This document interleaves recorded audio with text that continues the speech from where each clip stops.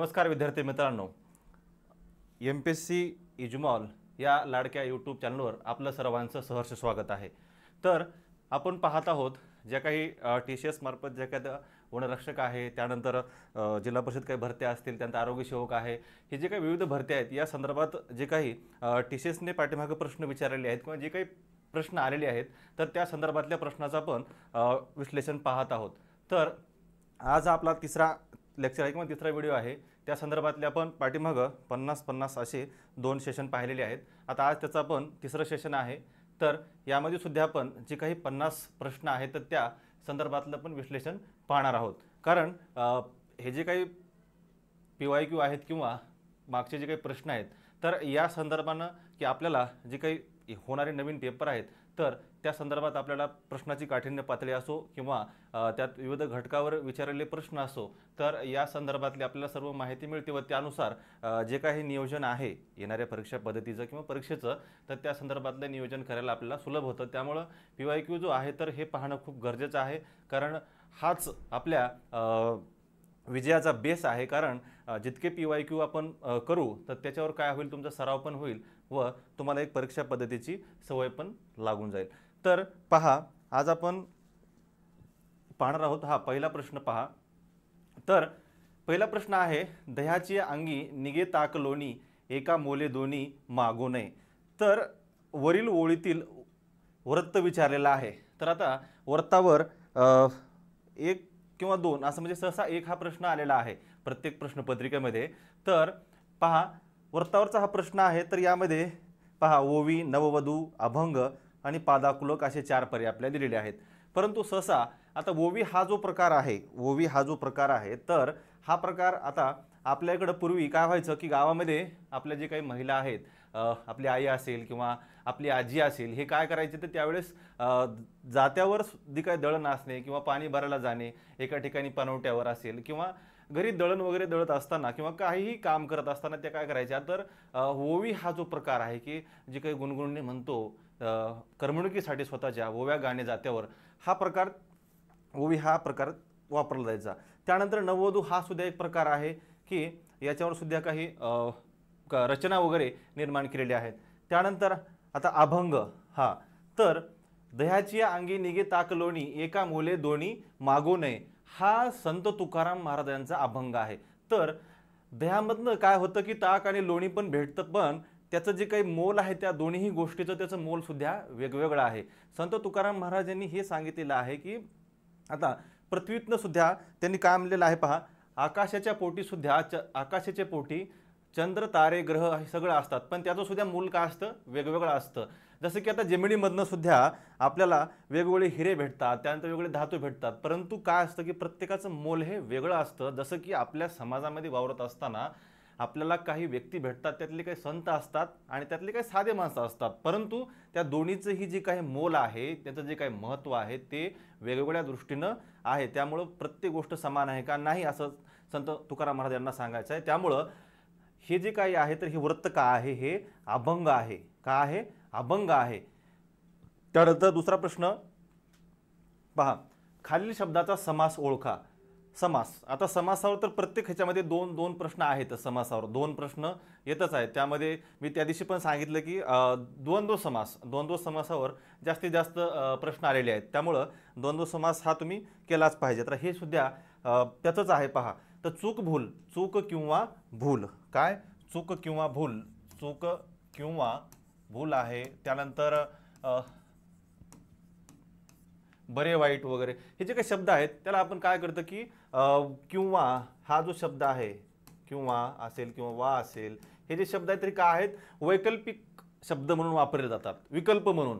त्यामुळं या ठिकाणी चूक भूल हा जो शब्द आहे तर हा वैकल्पिक द्वंद्व समास हा या प्रकाराचा तो शब्द आहे किंवा त्याचा विग्रह केला जातो। त्यामुळे पर्याय क्रमांक 2।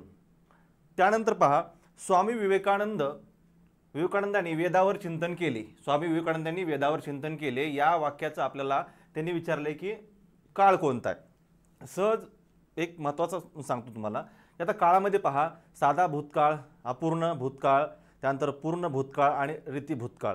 आता बघा, साध्यामध्ये काय असतं की साध्यामध्ये फक्त सहाय्यक क्रियापद जे आहे, सहाय्यक क्रियापद जे आहे, समजा आता अपूर्ण असेल त्यानंतर पूर्ण, या काळामध्ये काय होतं की दोन सहाय्यक म्हणजे एक मुख्य क्रियापद आणि त्याला एक सहाय्यक क्रियापद घेतलं जातं. परंतु साधा जो काळ आहे तर साध्या काळामध्ये तुम्हाला फक्त एकच क्रियापद आणि एकाच क्रियापदामुळे ती किती क्रिया दर्शवली जाते तो काळ हा साधा असतो. आणि राहिला विषय हा आपला रीतिभूतकाळ किंवा रीतिकाळ, हा काय असतो की क्रिया ही क्रियेची रीत दर्शवणारा काळ असतो. त्यामुळं पर्याय क्रमांक 1 साधा भूतकाळ आहे. या ठिकाणी एकाच क्रियापदाचा वापर झालेला आहे आणि हेच या ठिकाणी मुख्य क्रियापदाचं काम करते.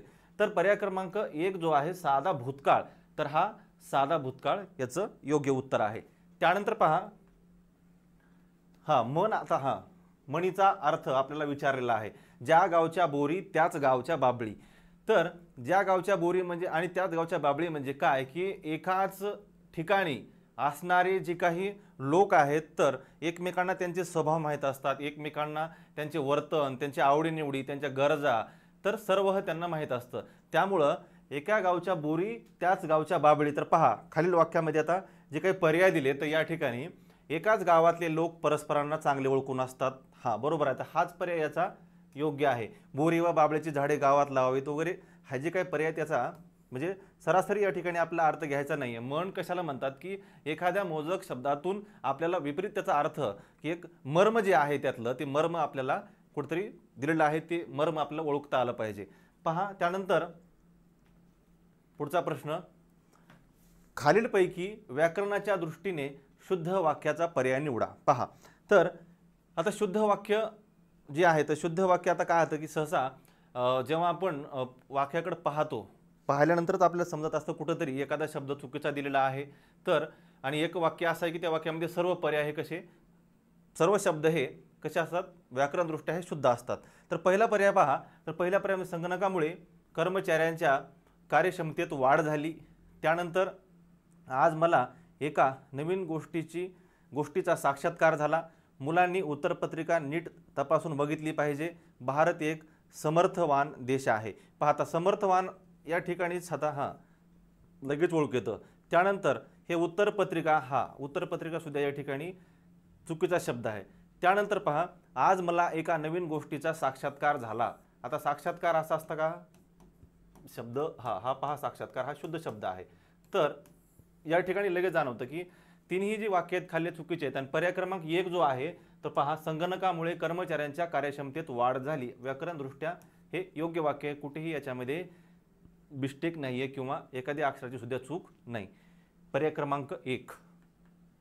त्यानंतर पहा आपल्याशी दोर गवाक्षी मानोनी तुळशीदास सर्पा पकडून चढून गेला प्रिया दर्शनास. पहा लोक प्रेमामध्ये काय काय करतील ते काही समजत नाही अशा प्रकारे पहा तर किती प्रेम हे आंधळ असतं. तसं आपलं अलंकाराचं या ठिकाणी उदाहरण आहे. तर प्रेयसीला भेटायला जायचं आहे आणि त्या ठिकाणी जाणारी जी व्यक्ती आहे, जाणारी व्यक्ती म्हणजे कोण आहे, हा तुळशीदास. तर पहा तर सापाला दोर समजून आपल्या प्रेयसीला भेटायला गेलेली ही जी व्यक्ती आहे तर या ठिकाणी त्याला साप आहे का दोर आहे हे सुद्धा समजलं नाही, म्हणजे भान सुद्धा विसरलं आहे. म्हणजे या ठिकाणी भ्रांत निर्माण करण्यात आलेली आहे. काय भ्रांत किंवा भ्रम.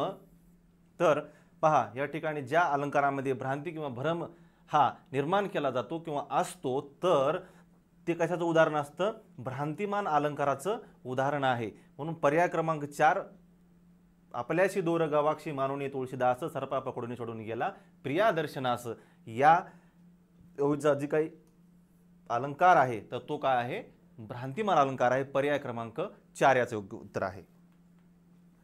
त्यानंतर पहा आता आणखी आलं अशुद्ध शब्द लेखन. पहा खालीलपैकी व्याकरणाच्या दृष्टीने अशुद्ध शब्द लेखन. पदाधिकारी शुभचिन्ह धूमकेतू तिन्ही पर्याय योग्य आहेत. पण वस्तू विनिमय, तर आता वस्तू विनिमय जे आहे पहा तर वस्तू विनिमय हा जो शब्द आहे तर या ठिकाणी या शब्दामध्ये या ठिकाणी काय आहे तर चूक आहे. या शब्दामध्ये या ठिकाणी चूक आहे. पुढील पहा पुढील शब्दसमूहासाठी योग्य शब्द निवडा असे या ठिकाणी दिलेलं आहे. तर आपल्याला योग्य शब्द निवडायचा आहे समूहासाठी. तर शोकाचे वर्णन करणारी कविता जी असते तर तिला काय शोकांतिका म्हणतात का? नाही. शोकांतिका म्हणजे एखाद्या वस्तूविषयी आपण जे म्हणतो की हा हे वाईट झालं म्हणजे शोकांतिका, आपण दुःख व्यक्त करत असतो. परंतु जी काही एक विशिष्ट रचना आहे, एक शोकावरण करणारी रचना आहे की त्या ठिकाणी आपण दुःख वगैरे जे काही वातावरण आहे ते एका कवितेमध्ये रचलं जातं किंवा एक काव्यामध्ये रचलं जातं, तर त्या प्रकाराला काय म्हणतात? विलापिका असे म्हणतात. काय म्हणतात? विलापिका. विलाप या शब्दाचा अर्थच काय होतो की दुःख. दुःख या विलाप या शब्दाचा अर्थ काय होतो? दुःख. आणि ते दुःख होतं त्यातून आपण जी काही म्हणजे भावना व्यक्त करतो किंवा विलाप असं त्याला म्हणत असतात. आता हृदयद्रावक वगैरे ह्या प्रकार नाही आहे. त्यानंतर विडंबन. विडंबन हे उपरोधिक उपहासात्मक असं जे लेखन केलं जातं तर त्याला काय म्हणतात? विडंबन म्हणतात. पर्याय क्रमांक 2. त्यानंतर पहा समानार्थी शब्द. खालीलपैकी समानार्थी शब्दाची बरोबर जोडी विचारलेली आहे. पहा तर समानार्थी शब्द ऱ्हस्व दीर्घ विरुद्धार्थी आहे. हर्ष खेद हे सुद्धा विरुद्धार्थी आहे. होडी नौका.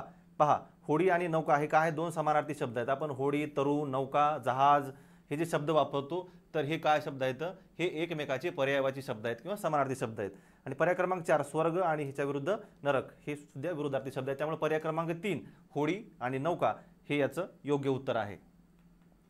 त्यानंतर पहा पुढील विधानाला मन. आता एक या ठिकाणी आपल्याला काय केलं, एक 2-3 वाक्य दिलेली आहेत आणि या वाक्याचं आपल्याला एक समर्पक या ठिकाणी मन निवडायचे आहे. तर पहा नंदाबाईला छोटी सून आवडत नव्हती. नंदाबाईला छोटी सून आवडत नव्हती, त्यामुळं छोटीने कितीही चांगले काम केले तरी त्यात चूक काढत असे. पहा म्हणजे एखादी व्यक्ती आपल्याला आवडत नसेल, तिचा स्वभाव आवडत नसेल, तर आपण काय करत असतो की कुठल्या ना कुठल्या पद्धतीनं काहीतरी त्याच्या कामामध्ये चूक काढणं किंवा उगाच त्याला बोलणं किंवा त्या तिरस्कार करणं ह्या ज्या गोष्टी केल्या जातात तर त्यासाठी या ठिकाणी विचारलं आहे. पहा 4 दिवस सासूचे 4 दिवस सुनेचे, जावा जावा आणि उभा धावा, नावडतीचे मीठ आणणी, सासू तशी सून आणि उमरा तुझा गुण. पहा तर आता आपण काय म्हणतो की एखादी व्यक्ती आवडतच नाही, आपल्याला आवडतच नाही, त्यांनी किती चांगलं कार्य केलं तर त्या ठिकाणी काय होतं, आपण त्यामध्ये काहीतरी म्हणजे कसूर काढत असतो किंवा काहीतरी उणीव ही त्या ठिकाणी काढली जाते. त्यामुळं पहा पर्याय क्रमांक 3 नावडतीचे मीठ आणणी म्हणजे जी व्यक्ती आवडत नाही त्याच्या हातची गोष्ट ही काय असते? बेचव असा हा याचा अर्थ आहे. पर्याय क्रमांक 3. त्यानंतर पुढचा प्रश्न पहा. या ठिकाणी सुद्धा मन दिलेली आहे. पहा पी हळद आणि हो डॅश डॅश त्या ठिकाणी दिलेला आहे टिंब. पहा पी हळद हो पिवळी, पी हळद हो हळदुली, पी हळद हो शहाणी. हळद पिल्याने कोणी शहाणं होतं का? नाही. हात पर्याय या ठिकाणी आपल्याला लागणार नाही. त्यात पहा पिवळा तर होणारच आहे, पण आपल्याला मणीचा योग्य अर्थ निवडायचा आणि मणीमध्ये सरळ सरळ अर्थ हा दिलेला नसतो. त्यामुळे सरळ सरळ शब्दाचा कधीही समर्पक पर्याय त्या ठिकाणी घेतला जात नाही. त्यामुळे पहा आणि मन सुद्धा तुम्ही आता ऐकत आला असाल की पी हळद आणि हो गोरी म्हणजे हळद जेव्हा व्यक्ती शरीराला लावते किंवा हळदीचा गुणच काय आहे की त्या ठिकाणी व्यक्ती गोरा होतो असं म्हणलं जातं, आपल्याकडे पण मानतात. आणि पहा या ठिकाणी सुद्धा पी हळद आणि हो गोरी ही काय आहे? मन आहे. म्हणजे हळदीने शरीर हे गोरं होतं किंवा हळद पिल्यामुळं गोरपणा येतो. पहा क्षीर. क्षीर या शब्दाचा समानार्थी शब्द ओळखला आहे. तर क्षीर म्हणजे काय? तर क्षीर म्हणजे पाणी, जल, नीर, पय हे जे शब्द आहेत हे शब्द पाण्याचे पर्यायवाची शब्द आहेत. त्यामुळं पर्याय क्रमांक पहिलाच आहे काय? पाणी. तर पाणी हे याचं योग्य उत्तर आहे. क्षीर यालाच काय म्हणतात? पाणी असे म्हणतात. पहा लंकाधिपती या शब्दाचा खालीलपैकी योग्य संधी विग्रह ओळखा. तर आता लंकाधिपतीमध्ये पहा तर लंका प्लस अधिपती काय? लंका अधिपती असं होईल. मग त्याचंच काय होईल नंतर? लंकाधिपती म्हणजे या ठिकाणी लंकामध्ये आ प्लस या ठिकाणी अ म्हणजे जेव्हा अ किंवा आ म्हणजे रस्व जरी स्वर रस्व असेल किंवा स्वर जरी दीर्घ असेल अ प्लस आ याचा काय होत असतो? आच होत असतो. म्हणजे दीर्घत्व संधी ही या ठिकाणी होते. त्यामुळं हा पर्याय क्रमांक 3 दीर्घत्व स्वर संधी जी आहे तर पर्याय क्रमांक 3 सी लंका अधिपती हे याचं योग्य उत्तर आहे. त्यानंतर पहा प्रश्नातील रिकामी जागा भरायची आहे. तर अहंकाराने उन्मत्त झालेल्या राजांचे नंतर काय होणे क्रमप्राप्त ठरते? बरोबर. हां अद्यग्नी, वृंदावन, केंद्रीय भवन. आता वृंदावन, केंद्रीय भवन या ठिकाणी कुठे लागू होत का, परंतु अधपतन जे आहे, अधपतन बरोबर आहे. एखाद्या जेव्हा आपण राजा आहे किंवा एखादा व्यक्ती आहे त्याच्याकडे खूप साम्राज्य आहे, खूप संपत्ती आहे, परंतु त्या संपत्तीचा जर समजा उन्माद आला किंवा त्या ठिकाणी त्याला खूप अहंकार झाला तर त्याचं कधीतरी अधपतन होत असतं. कधीतरी त्याला अशी परिस्थिती निर्माण होते की आपण ज्या काही आपल्या पूर्व काळामध्ये घटना किंवा कृती केलेली आहे तर त्याचा पश्चाताप नंतर होत असतो. त्यामुळं पर्याय क्रमांक 4 जो आहे की अधपतन हे होत असतं किंवा त्याचा विनाश हा होत असतो किंवा ऱ्हास हा होत असतो. पर्याय क्रमांक 4. त्यानंतर पहा, प्रश्नात दिलेल्या वाक्प्रचाराचा योग्य वापर असलेला पर्याय ओळखायचा. पहा, आता आनंदाचे भरते येणे. काय येणे? आनंदाचे भरते येणे म्हणजे खूप आनंदित होणे. आजच्या जेव्हा आपण एखादी गोष्ट पाहतो की जी आपल्याला हवीशी वाटते. आता आपण कधी समुद्र पाहिलेलाच नाही, आपण कधी समुद्र पाहिलेला नाही किंवा जास्त पाणी पाहिलेलं नाही. आता समजा आता मी स्वतः समजा लातूरचा आहे, आमच्याकडं पाणी हे पाहायला कुठेही भेटत नाही. काय होतं, मागच्या काळात तर रेल्वेनं पाणी आणलं आमच्याकडं. त्यामुळं सध्या पाण्याचं जी काही उणीव आहे की जो पाण्याची जी किंमत आहे ती मराठवाडा जो काही विभाग आहे, जे की पाण्याचा दुष्काळी भाग असं आपण म्हणतो, त्या ठिकाणच्या लोकांना कळतं की पाण्याचं म्हणजे काय महत्त्व आहे. जेव्हा एक तिकडली व्यक्ती जेव्हा कोकणामध्ये जाईल आणि समुद्र पाहिल तेव्हा पाहिल्यानंतर काय होईल, त्याचा आनंद गगनात मावेनासा होईल किंवा त्याला एवढं भरून येईल त्याचं मन की हे काय पाहतोय मी. त्यामुळं कसं असतं की आनंदाचं भरते येणं म्हणजे खूप आनंदित होणे, आपला आनंद गगनात मावेसा होणे. तर पहा पर्यायामध्ये कुठे दिसते का, सततच्या पावसामुळे नदीच्या पाण्याला आनंदाचे भरते आले. पहिल्यांदा समुद्रकिनारा पाहिल्यामुळे निशाला आनंदाचे भरते आले. त्यानंतर आजारी पडल्यावर अरुणला आनंदाचे भरते आले. पहा, आता आजारी पडल्यानंतर आनंदाचे भरते येतं का कुणाला, की आजारी आहोत आपण आणि त्या ठिकाणी कुणाला उल्हास आहे का की मी आजारी आहे आणि मला आता खूप आनंद होतोय.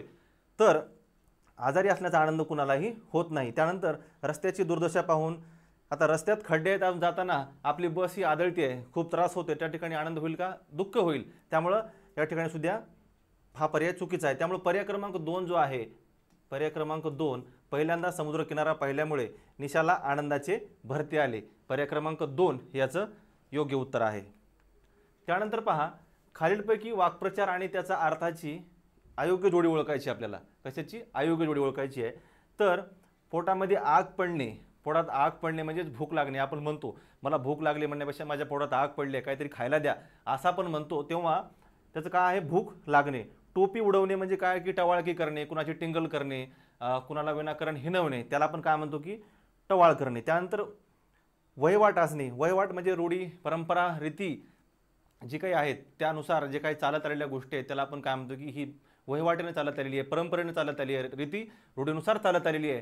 त्याचा समोर पहा, हिंसक वृत्ती असणे. तर वहिवाट आणि हिंसक वृत्ती याचा काय संबंध आहे का, नाही आहे. तर ही काय आहे, ही चुकीची जोडी आहे. ही काय आहे, चुकीची जोडी आहे. पर्याय क्रमांक 3. त्यानंतर पाणी पाजणे म्हणजे पराभव करणे. बरोबर आहे. मग अर्थ कधीही शाब्दिक अर्थ तसाच घ्यायचा नाही. पाणी पाजणे म्हणजे पराभव करणे. पर्याय क्रमांक 3 याचं उत्तर आहे.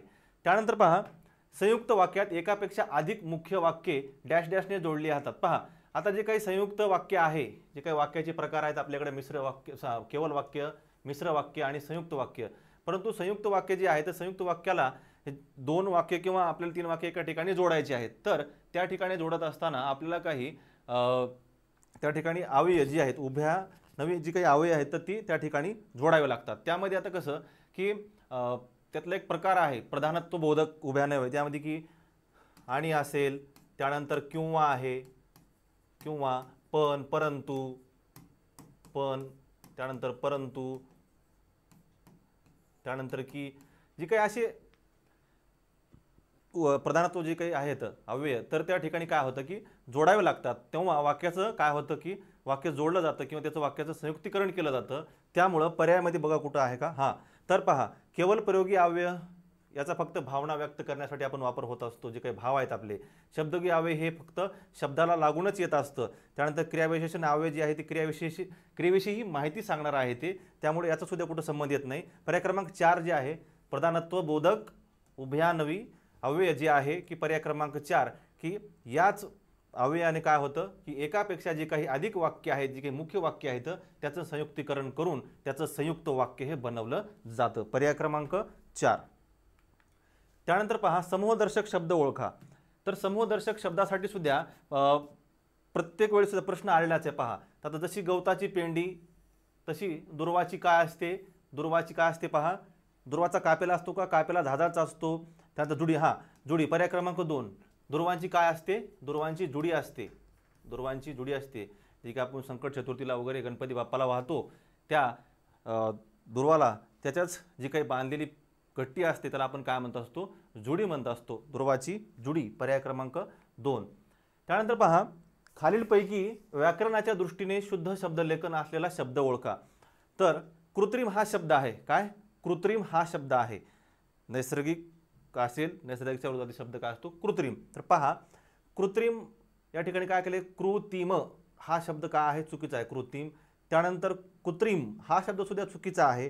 त्यानंतर कृत्रिम हा सुद्धा शब्द काय आहे, हा चुकीचा आहे. पर्याय क्रमांक 2 जो आहे हा योग्य आहे, कृत्रिम. तर पहा, पर्याय क्रमांक 2 कृत्रिम हा पर्याय योग्य आहे. त्यानंतर खालीलपैकी विरुद्धार्थी शब्दाची चुकीची जोडी ओळखा. विरुद्धार्थी शब्द दिलेले आहेत. त्यानंतर त्याच्या चुकीची जोडी आपल्याला ओळखायची आहे की त्या ठिकाणी 2 शब्द कसे दिले असतील, मग समानार्थी. जर आपल्याला विरुद्धार्थी शब्दाची चुकीची जोडी जर दिली असेल तर त्या ठिकाणी 2 शब्द हे समानार्थी असणार आहेत, म्हणजे एकमेकाला दिलेले पर्यायवाची शब्द आहेत आणि ते आपल्याला या ठिकाणी निवडायचे आहेत. पहा, पहिला आहे पर्याय शाप आणि वर. बरोबर आहे, शाप आणि वर हे सुद्धा एकमेकांचे विरुद्धार्थी शब्द आहेत. त्यानंतर विधायक, विध्वंसक, चांगलं कार्य, वाईट कार्य. त्यानंतर राजमार्ग आहे, आडमार्ग आहे. बरोबर आहे, राजमार्ग, आडमार्ग एकमेकाचे विरुद्धार्थी शब्द आहेत ते. त्यानंतर वारा आणि वात. वारा, वात, पवन, हवा, वायू हे जे काही शब्द आहेत हे काय आहेत, हवेला पर्यायवाची शब्द आहेत. त्यामुळे पर्याय क्रमांक 3 हे काय आहे, याचं योग्य उत्तर आहे. त्यानंतर शुश्रूषा, सुरसुरा, सुसुरा काय शब्द थोडंसं व्यवस्थित वाचता सुद्धा आले पाहिजे. त्यामुळं भाषेवर प्रभुत्व असणं खूप गरजेचं आहे. आपण काय करतो, ग्रामीण भाषेमध्ये काही शब्द असे असतात की त्यामध्ये आपल्याला उच्चारत असताना सुद्धा वेगवेगळे भाव आपण किंवा उच्चार वेगळ्या पद्धतीने उच्चार करत असतो, परंतु ते शब्द हे तसे नसतात. त्यामुळं हे काही जो शब्द आहे तर शब्द व्यवस्थित पहा आणि त्याचा अर्थसुद्धा व्यवस्थितच लावला गेला पाहिजे किंवा त्याचे पर्यायवाची शब्द असणं आपल्याला माहीत असलं पाहिजे. त्याला की समानार्थी शब्द माहीत असणं खूप गरजेचं आहे. तर पहा, पर्यायामध्ये पहा, कार्य, कोरडे, सदिच्छा हे जे पर्याय आहेत. तर त्यानंतर पर्याय क्रमांक 1 आहे सेवा. तर शुश्रूषा म्हणजे काय, तर सेवा, काय, सेवा करणे. आपण एखाद्या आजारी व्यक्तीची जेव्हा सेवा करतो त्यासाठी आपण अतिशय शुद्ध भाषेत हा शब्द वापरला जातो की एखाद्या आजारी व्यक्तीची सेवा करणे, शुश्रूषा करणे जे काही आहे. तर पर्याय क्रमांक 1 सेवा हा याचा पर्याय आहे, उत्तर आहे. त्यानंतर पहा, खालील शब्दाचा समास प्रकार ओळखायचा आहे. समासावर हा दुसरा प्रश्न आहे. ह्याच्या अगोदर सुद्धा द्वंद्व समासावर आला होता. त्याच्यामध्ये पाहिलं आपण वैकल्पिक द्वंद्व याच्यावर हा प्रश्न होता. आता त्यानंतर हा दुसरा प्रश्न आहे समासावरला. त्यानंतर पहा, भाजीपाला. आता भाजीपाला हा जो शब्द आहे तर हा भाजीपाला शब्द हा सुद्धा द्वंद्व समासच आहे. पण याच्यामध्ये जे काही त्याचे प्रकार आहेत द्वंद्व समासाचे त्यामध्ये इतरेतर, वैकल्पिक आणि समाहार द्वंद्व. तर याच्यातला हा पर्याय क्रमांक 2 जो आहे पहा, समाहार द्वंद्व हे याचं उदाहरण आहे. तर भाजीपाला म्हणजे काय, जेव्हा आपण भाजीपाला घेतो तर भाजीपाल्यामध्ये आपण असं सांगतो का मेथी घेतली, त्यानंतर हे पालक, त्यानंतर गाजर घेतला, त्यानंतर बीट घेतलं, असं आपण सांगत नसतो. जेव्हा कोणी विचारतं भाजीपाला वगैरे म्हणजे इतर वस्तू त्यामध्ये आलेल्या आहेत. जसं की बाजार हाट म्हणजे बाजारला गेल्यानंतर आपण बरेच साखर आहे, तांदूळ आहे, मीठ आहे, अशा जे काही वेगवेगळ्या वस्तू आहेत त्यामध्ये जे काय आपल्या घरगुती लागणाऱ्या वस्तू आहेत त्या आपण विकत घेतो. परंतु प्रत्येक गोष्ट आपण त्यातली फोडून सांगतो का, सांगत नाही. त्यामुळे फक्त त्यासाठी एक शब्द दिलेला आहे की त्याचा अर्थ हा व्यक्त झाला पाहिजे. म्हणजे भरपूर फापट पसारा सांगण्यापेक्षा एका समर्पक शब्दामध्ये आपण सांगत असतो. तर भाजीपाला हा शब्द काय आहे, समाहार द्वंद्व या समासाचं ते उदाहरण आहे. त्यानंतर पहा, नाकी नऊ येणे. नाकी नऊ येणे म्हणजे काय, या वाक्प्रचाराचा आपल्याला काय केलं आहे, त्यांनी योग्य अर्थ विचारलेला आहे. तर पर्यायामध्ये पहा, नाकी नऊ येणे म्हणजे नाक या संदर्भातलं जे नाक हे जे अवयव आहे तर त्याच्या 9 येणे जर विचारलं तर पर्याय क्रमांक 1 या ठिकाणी म्हटले की श्वसनाचा त्रास होणे. पण श्वसनाचा त्रास आणि नाकी 9 येणे असा आपला अर्थ कधीच नाही लावायचा की प्रत्यक्ष अर्थ किंवा शाब्दिक अर्थ त्या ठिकाणी नाही लावायचा आहे, कारण मन वाक्प्रचार याचं काय आहे, मतितार्थ घ्यायचा असतो की नेमकं त्याला उपरोधिक काय म्हणायचं आहे किंवा उपरोधिक आपल्याला काय सांगायचं आहे. तर ना की नऊ येणे म्हणजे काय होणे, वैतागणे, हैराण होणे, त्रासणे. म्हणजे तर पर्याय क्रमांक 2 आहे या ठिकाणी, वैतागणे, हैराण होणे, पर्याय क्रमांक 2. ना की नऊ येणे म्हणजे वैतागणे, हैराण होणे किंवा त्रस्त होणे. त्यानंतर पुढील शब्द समूहासाठी योग्य शब्द निवडायचे आहे. पहा, स्वतःचा फायद्याचे पाहणारा, स्वतःचे फायद्याचे पाहणारा. तर स्वतःलाच आता काय असतं की या ठिकाणी पर्यायामध्ये पहा, स्वयंसेवक, स्वावलंबी, अप्पलपोटा आणि ऐतोबा हे 4 पर्याय आहेत. परंतु आपण ग्रामीण भागात किंवा आपल्या आजूबाजूला जेव्हा आपण पाहतो, एखादी व्यक्ती अशी असते की ती आपल्या स्वतःचाच विचार करत असते की जे बी मिळो मलाच मिळो, फक्त मलाच मिळालं पाहिजे, इतरांना काही नाही भेटलं पाहिजे. अशा व्यक्तीला आपण अप्पलपोटा असे म्हणतो. काय? अप्पलपोटा. जेही काही भेटलं पाहिजे ते मलाच भेटलं पाहिजे आणि त्याच्यावर माझाच हक्क आहे, म्हणजे अप्पलपोट असं आपण म्हणत असतो. स्वावलंबी म्हणजे स्वतःच्या कर्तृत्वावर किंवा कर्मावर विश्वास ठेवून कार्य करणारे लोक.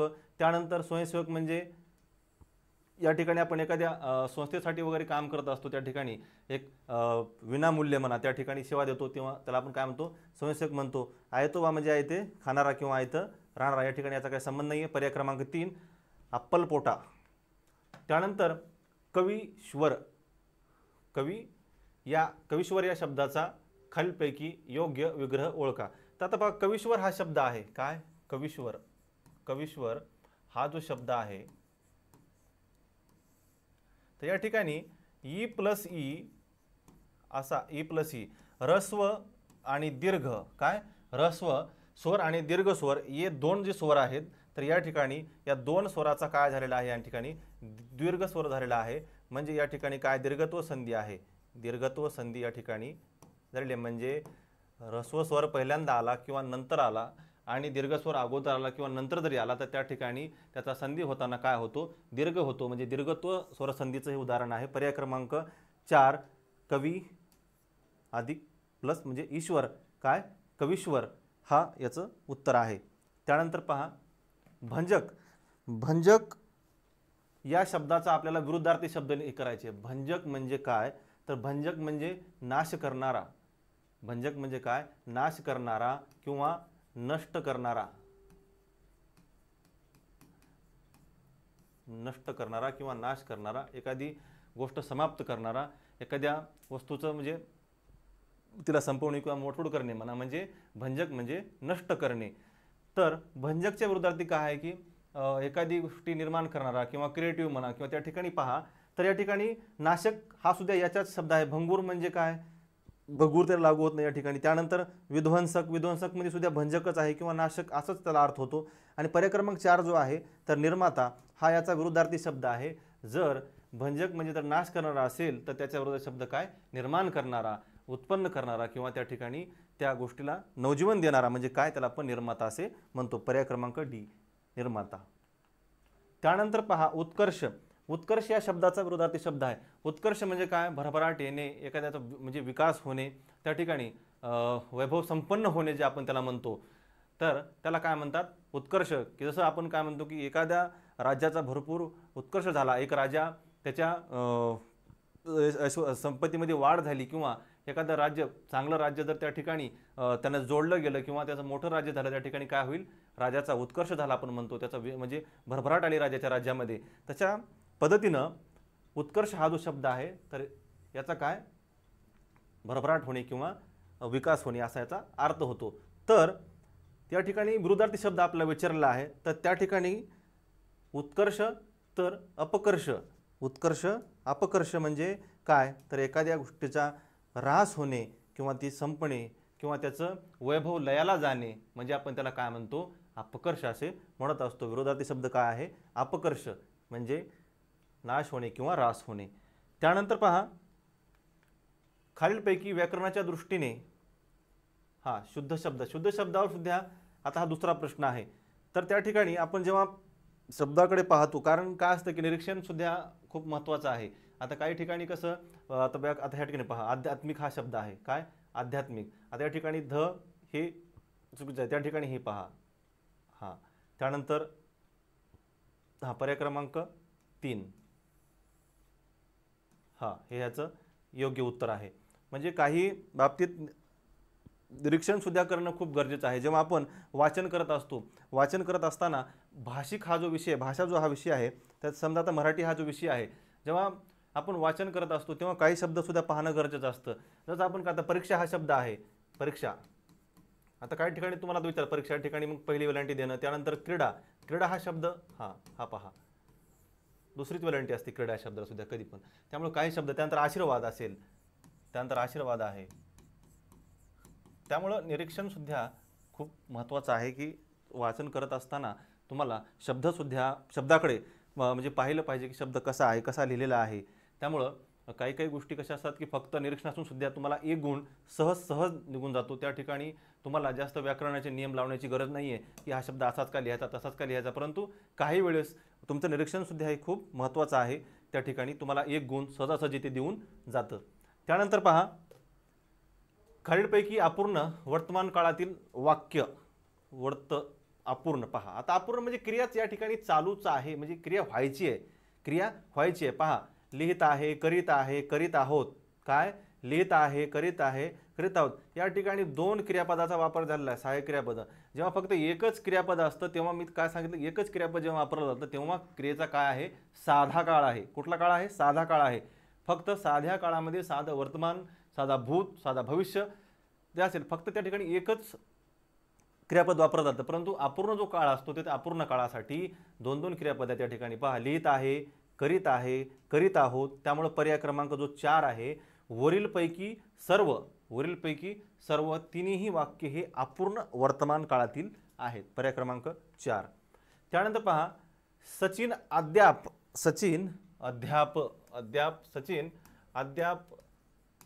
मैदानावर डॅश डॅश. तर या ठिकाणी पहा, भूतकाळच करायचे वाक्य. काय करायचे वाक्य, भूतकाळी करायचे. तर भूतकाळी वाक्य करायचे आपल्याला. या ठिकाणी पहा, सचिन अद्याप मैदानावर, या ठिकाणी पाहू आता 4 पर्याय दिलेत. सचिन अद्याप मैदानावर पोहोचला नाही, त्यानंतर पोहोचला नसेल, पोहोचत नव्हता, पोहोचला नव्हता. पाहता या ठिकाणी आता पोहोचला नाही, काय पोहोचला नाही, त्यानंतर पोहोचला नसेल हे तर भविष्यकाळी आहे, त्यानंतर पोहोचला नव्हता हे सुद्धा या ठिकाणी. पर्याय क्रमांक 4 पोहोचला नव्हता हे भूतकाळी आपल्याला करायचं होतं. पोहोचला नव्हता म्हणजे या ठिकाणी साधा भूतकाळ दाखवायचा आपला. सचिन अद्याप मैदानावर पोहोचला नव्हता हे आपल्या या ठिकाणी भूतकाळात, या ठिकाणी पर्याय क्रमांक 4 जो आहे, तर सचिन हा मैदानावर अद्याप पोहोचला नव्हता हे या ठिकाणी पर्यायामध्ये बरोबर आहे. त्यानंतर पहा, सुज्ञ म्हणजे पहा, सुज्ञ या शब्दाचा समानार्थी शब्द निवडायचा आपल्याला. काय सुज्ञ या शब्दाचा समानार्थी शब्द निवडायचा आहे. त्या ठिकाणी पर्यायामध्ये बघा, सुज्ञ म्हणजे अज्ञानी, मूर्ख, सुजाण आणि सामान्य. पर्याय क्रमांक 1 सुज्ञ आणि अज्ञानी. हा सुज्ञचा काय आहे, विरुद्धार्थी शब्द आहे. त्यानंतर मूर्ख हा सुद्धा काय आहे, विरुद्धार्थी शब्द आहे. तर सुज्ञ शब्द म्हणजे काय, सुज्ञ म्हणजे ज्ञानी आहे, जाणणारा आहे, त्यालाच काय म्हणतो आपण, सुजाण म्हणतो, जागरूक म्हणतो. तर पर्याय क्रमांक 3 काय आहे, सुजाण. सुज्ञेच्या विरुद्ध काय, सुजाण हा शब्द या ठिकाणी बरोबर आहे. पर्याय क्रमांक 3. त्यानंतर पहा, या ठिकाणी सुद्धा आता एक ह्याला आपण काय म्हणतो की पॅसेज सारखं त्या ठिकाणी दिलेलं आहे एक, की त्या ठिकाणी एक म्हण आपल्याला लागू करायची या ठिकाणी, की कुठली म्हण या ठिकाणी लागू होते. आता पहा, 3-4 ओळीचा तुम्हाला एक छोटासा पॅराग्राफ या ठिकाणी दिलेला आहे. तर त्याच्यामध्ये आपल्याला काय करायचे की या पूर्ण वाक्याचं किंवा या पूर्ण 2-3 ओळीसाठी आपल्याला एक काय करायचे की समर्पक म्हण निवडायची आहे. त्यामुळं वाचत असताना पूर्णपणे व्यवस्थित वाचायचं. आता पहा, दादाने आईच्या नकळत 2 लाडू खाले आणि छकुलीला त्यातला अर्धा लाडू दिला. आईने छकुलीला विचारले की दादाने लाडू खाल्ले का, तर ती नाही म्हणाली व दादाला विचारल्यावर तोही म्हणाला की मी नाही खाले आणि छकुलीने पण नाही खाले. आईला कळून काय चुकले. पाहता, जेव्हा घरी एखादी कृती घडते किंवा बहीण भावामध्ये, आता समजा घरी काही खायला पदार्थ केला, परंतु आईनं समजा ती आता कुठेतरी फटात ठेवला म्हणा, काहीतरी लॉक करून ठेवला, पण त्याची चावी तुम्हाला माहीत आहे, तुम्ही तो खोलून त्या ठिकाणी जाऊन दोघा बहीण भावाने खाला.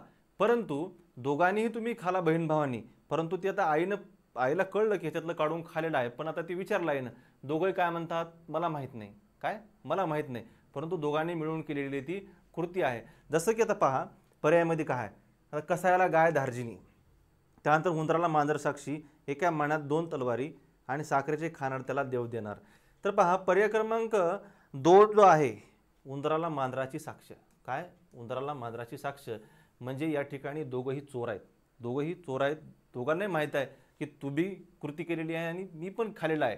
त्यामुळे दोघंही काय करायचं की दोघंही सांगायचं की आम्ही हे केलेलं काम नाही आहे. म्हणजे एकमेकांच्या विरुद्ध बरोबर बाजू ही काय करायची, आपल्या ठिकाणी साक्ष द्यायची आहे. म्हणजे उंदराला मांजर साक्षी, पर्याय क्रमांक 2. त्यानंतर पहा विरुद्धार्थी शब्दाची जोडी या ठिकाणी विचारलेली आहे.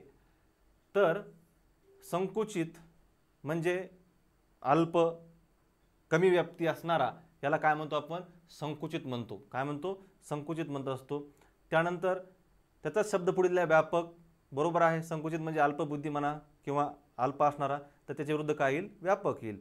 करंटा, भाग्यहीन. करंटा म्हणजे काय, फुटक्या नशिबाचा आपण त्याला म्हणत असतो, किंवा अतिशय गरीब असणारा वगैरे.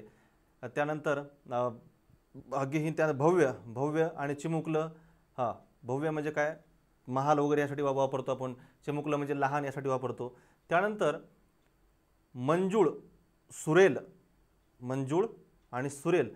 तर मंजूळ म्हणजे आणि सुरेल हे जे 2 शब्द आहेत, आपण काय म्हणत असतो की गाणी गात असताना, आता मंजूळ हा शब्द ग्रामीण भागातच जास्त वापरला जातो. किती सुरेख गाणी गात आहेत किंवा किती मंजूळ गात आहे असं आपण जेव्हा म्हणतो, त्यासाठी एक त्या गोष्टीतलं किंवा त्या गीतातलं माधुर्य म्हणा, त्यातलं जे काही गोडवा आहे, गोडवा जे काही माधुर्य आहे, यासाठी आपण काय म्हणत असतो की मंजूळ आणि सुरेल हा शब्द आपण वापरत असतो. म्हणजे समानार्थी हे शब्द आहेत. त्यामुळं या ठिकाणी पर्याय क्रमांक 4 जो आहे, या ठिकाणी ही चुकीची जोडी आहे, पर्याय क्रमांक 4.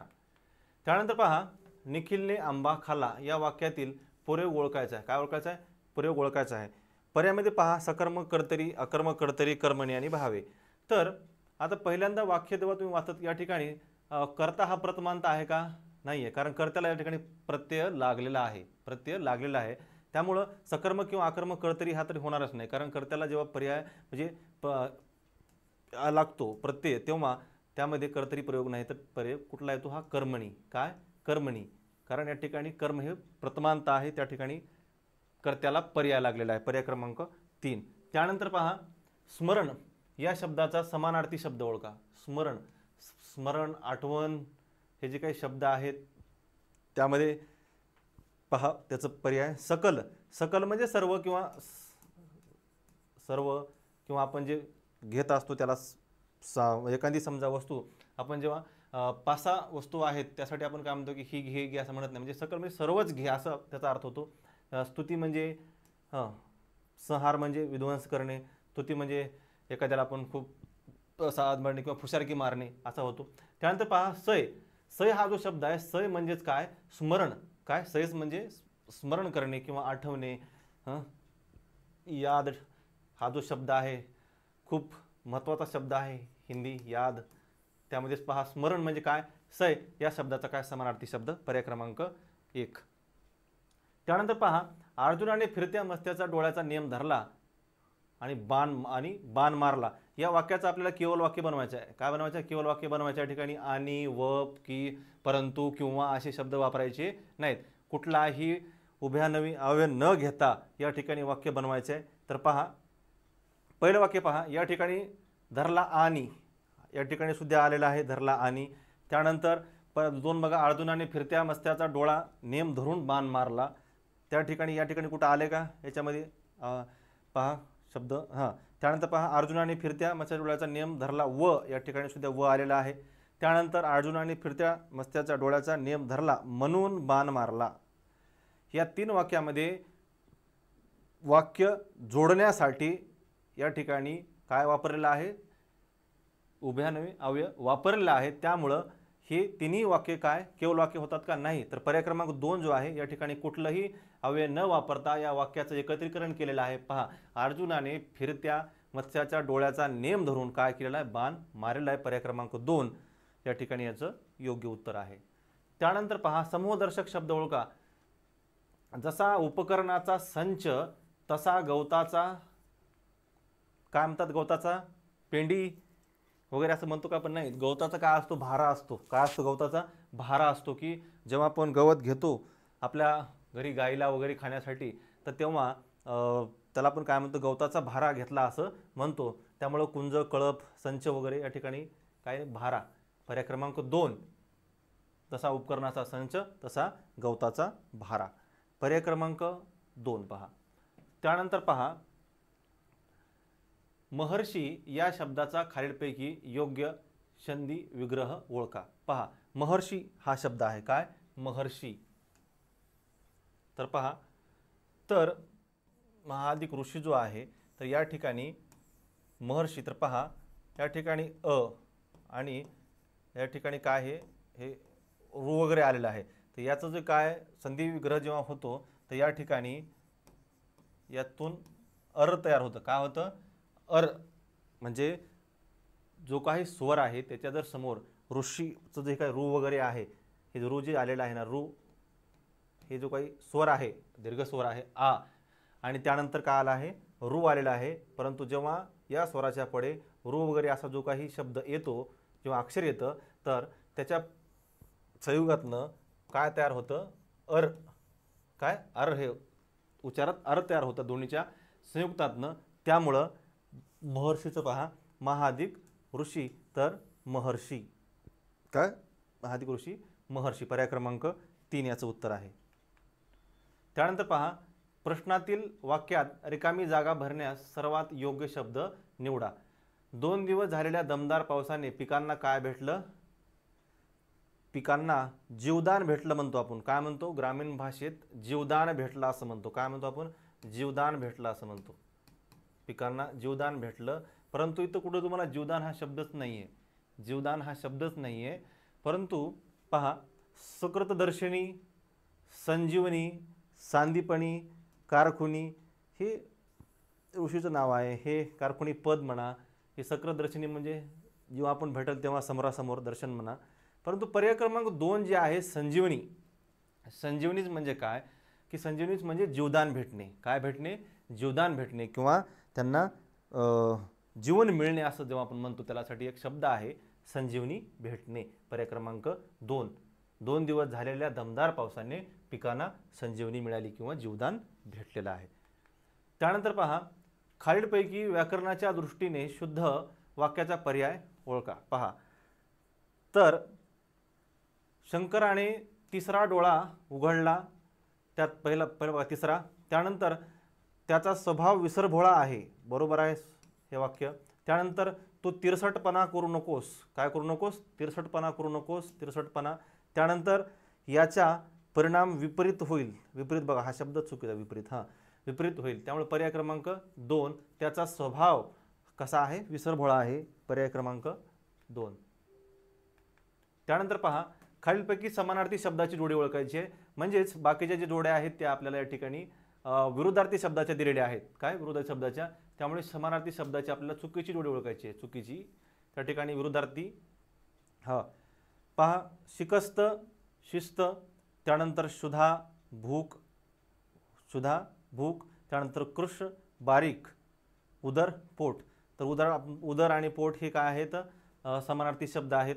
त्यानंतर कृश, कृश म्हणजे वाळलेला माणूस किंवा अगदी हाडकुळा माणूस आपण म्हणतो असतो. त्यानंतर बारीक सुद्धा त्यासाठीच आहे. त्यानंतर शुधा आणि भूक हे समानार्थी शब्द आहेत. शिकस्त म्हणजे काय, पराभव होणे. शिकस्त म्हणजे पराभव होणे. त्यानंतर शिस्त म्हणजे काय, शिस्त म्हणजे आपल्या जीवनाला लावलेली एक जी काही सवयीचा जो भाग आहे किंवा एक जी त्याला बोलतो आपण एक यांत्रिकपणा असेल तर आपण शिस्त असे म्हणतो. पर्याय क्रमांक 1 जो आहे तो 1 काय आहे, चुकीची जोडी आहे. शिस्त, शिकस्त, शिस्त, शिकस्त. त्यानंतर पहा आमचा राजेश म्हणजे हलक्या कानाचा माणूस आहे. काय, हलक्या कानाचा माणूस आहे. आपण म्हणतो एखाद्या व्यक्तीला कुणीही जरी काही सांगितलं तर तो खूप लवकर ऐकतो. म्हणजे स्वतः कुठलीही गोष्ट आपण म्हणजे तिचं कशाही प्रकारे निरीक्षण न करता किंवा त्या संदर्भात पूर्ण माहिती न घेता तर आता माझं ऐकणे किंवा इतरांनी जे काही सांगितलं त्याचं पण ऐकणे आणि लगेच त्यानुसार कृती करणे म्हणजे हलक्या कानाचा माणूस म्हणतो की कुणी काही सांगितलेलं ऐकणे. पहा त्यासाठी लहान आकाराचा कान असणे, त्यानंतर अत्यंत विश्वासाची व्यक्ती, महाकपटी व्यक्ती. पर्याय क्रमांक 4 बघा, वस्तुस्थिती व खरे खोटे जाणून न घेता पटकन विश्वास ठेवणारी व्यक्ती म्हणजेच हलक्या कानाचा माणूस. कुणी काहीही सांगा लगेच ग्रहण करायचं. त्यामुळं हलके कान आपण म्हणत असतो समाजाचा वाढत असताना की बाबा हे खूप हलक्या कानाचा माणूस आहे, त्यामुळं कोणाचंही ऐकणारी व्यक्ती. त्यानंतर पहा खालील शब्दाचा समास प्रकार ओळखा. कृष्णमेघ, कृष्णासारखा मेघ, कृष्णमेघ, कृष्णमेघ. तर हे जे उदाहरण आहे कर्मधारय समासाचं आहे. तर या ठिकाणी पहा, या ठिकाणी विशेषण, विशेषण आणि नाम याचं एकत्रीकरण केलं जातं. विशेषण आणि नाम म्हणजे त्याची उपमेय व उपमान जी आहे, उपमेय उपमान म्हणतो आपण. मूळ वस्तू जी आहे उपमेय त्याला आपण म्हणतो, मूळ वस्तूला उपमेय म्हणतो. आणि जे उपमान जी आहे किंवा त्याची उपमा द्यायची आहे या गोष्टीला, तर या ठिकाणी पहा कृष्णासारखा मेघ म्हणजे कसं, काळ्या ढगांचा समूह ज्याला आपण म्हणतो. काय म्हणतो? काळ्या ढगांचा समूह. म्हणजे या ठिकाणी आपण कृष्णाचा जो अर्थ आहे तो नाव न घेता त्या ठिकाणी आपल्याला विशेषण या रूपाने घ्यायचं आहे. कृष्णाचं वर्णन आपण म्हणतो कृष्णवर्णीय. कृष्णवर्णीय म्हणजे काय नेमकं? तर कृष्णवर्णीय म्हणजे काळ्या रंगाचा. कसा? काळ्या रंगाचा.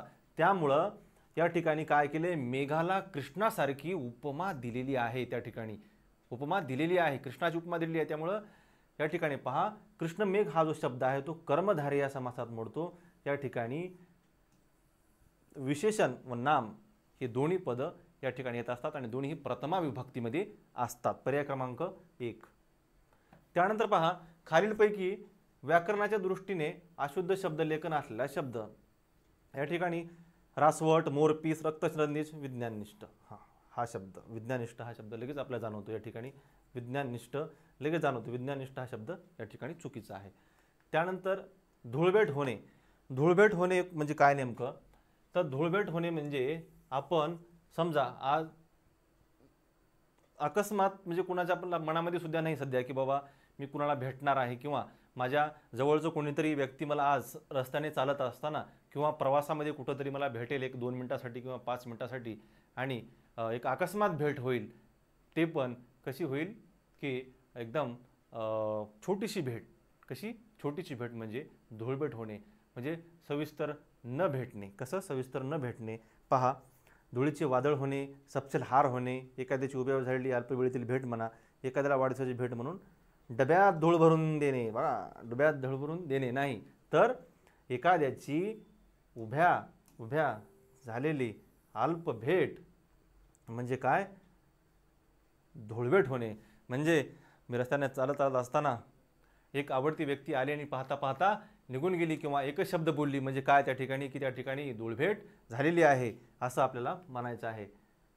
त्यानंतर पहा कोणत्याही काव्यात अथवा वाक्यात ज्यावेळी एखाद्या वस्तूचे, एखाद्या व्यक्तीची, प्रसंगाचे, दृश्याचे हुबेहूब वर्णन केले जाते त्याला काय म्हणतात किंवा कुठला अलंकार म्हणतात? पहा तर एखादा व्यक्ती आहे त्याचं हुबेहूब वर्णन आहे, असा आहे, काळा आहे, गोरा आहे, निळा आहे, पिवळा आहे, लाल आहे, वाईट आहे, चांगला आहे, हे जे काही वर्णन आहे, उंच आहे, लहान आहे, डबका आहे, बारीक आहे, बुटका आहे, हे जे काही त्याचं वर्णन आहे, जेव्हा आपण वर्णन करत असतो तर त्या ठिकाणी तो रागीट आहे का चांगला आहे, प्रेमळ आहे, कसा आहे, तर हे जे काही वर्णन आहे तर ते वर्णन आपा एक अलंकार आहे त्यासाठी की त्याला आपण काय म्हणत असतो, त्या अलंकाराला स्वभावोक्ती अलंकार आहे. एखाद्या व्यक्तीच्या स्वभाव, भावना, उंची, त्याची जी काही शारीरिक ठेवण आहे या संदर्भात सगळं वर्णन जे आहे तर ते स्वभावोक्ती अलंकारात केलं जातं.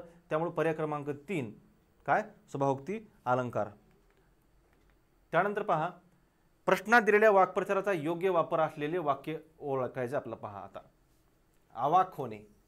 अवाक होणे म्हणजे आश्चर्यचकित होणे, आश्चर्यचकित होणे, अवाक होणे. एखादी गोष्ट आता आपण आपल्याला माहीतच नाही आणि समजा एखादा प्रसंग आपल्यासमोर घडला, आपण काय होतो? अवाक होतो, आश्चर्यचकित होतो आपण. त्यामुळं तर पहा या ठिकाणी वाक्य दिलेली आहेत आणि आपल्याला ओळखायचं आहे की या ठिकाणी हे जे वाक्प्रचार आहे हा कुठे योग्य बसवला आहे त्यांनी. पहा मनोरंजक सिनेमा पाहून श्रुती भीतीने अवाक झाली.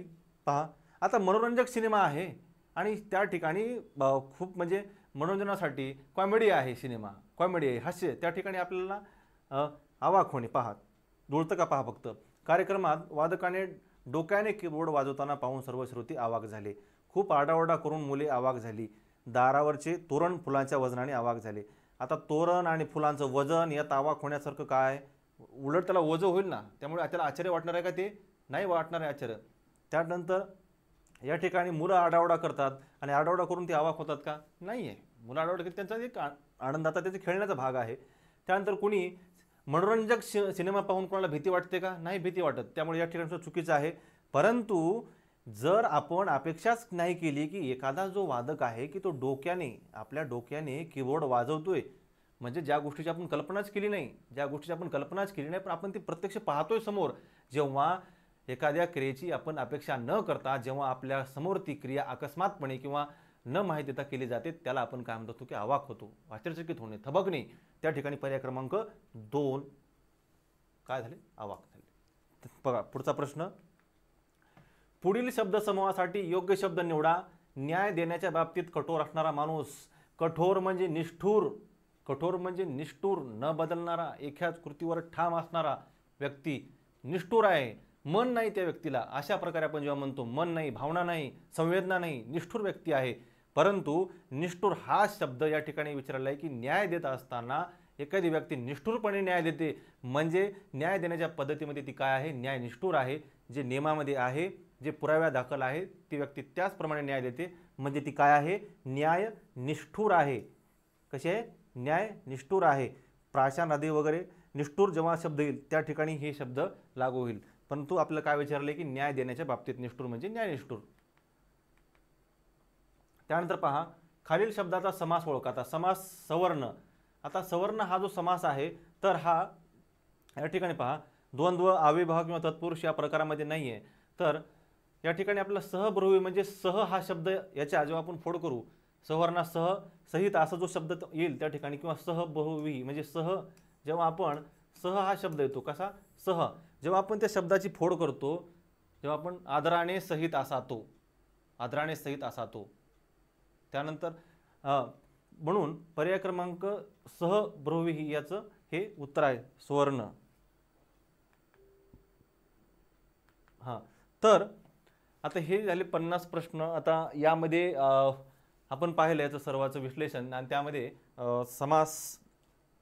समास त्यानंतर समानार्थी, विरोधार्थी असं TCS पॅटर्नला जी काही TCSनं जी काही परीक्षा घेतल्या जातात, आता त्यामध्ये आता ह्या तिन्ही 50 प्रश्नाच्या विश्लेषणामध्ये आपण पाहिले की सगळ्यात जास्त शब्द जी आहे, शब्दसमूह असेल, शब्दसमूहासाठी शब्द, त्यानंतर वाक्प्रचार आहे, त्याच्यानंतर मणीसाठी सुद्धा त्यांनी काय केले की एक पॅराग्राफ दिलेला आहे छोटासा, आणि त्यामध्ये त्याचं वर्णन करून योग्य आपल्याला मन निवडायची आहे ते देऊ शकतात. कारण त्यांना जसं जसं टाकायचं आहे किंवा जसं परीक्षा पद्धतीमध्ये काठिण्य पातळी होईल किंवा वाढवता येईल त्या प्रकारे ते प्रयत्न करत असतात. म्हणजे जास्तीत जास्त आता संख्या पण आहे त्या दृष्टीने त्यांना परीक्षेचं म्हणजे प्रश्नपत्रिका, त्या संदर्भातले प्रश्न याचं पण त्यांना ते नियोजन करावं लागतं. त्यामुळं जी काही काठिण्य पातळी आहे ती काठिण्य पातळीसुद्धा योग्य पद्धतीनेच त्या ठिकाणी दिलेली असते.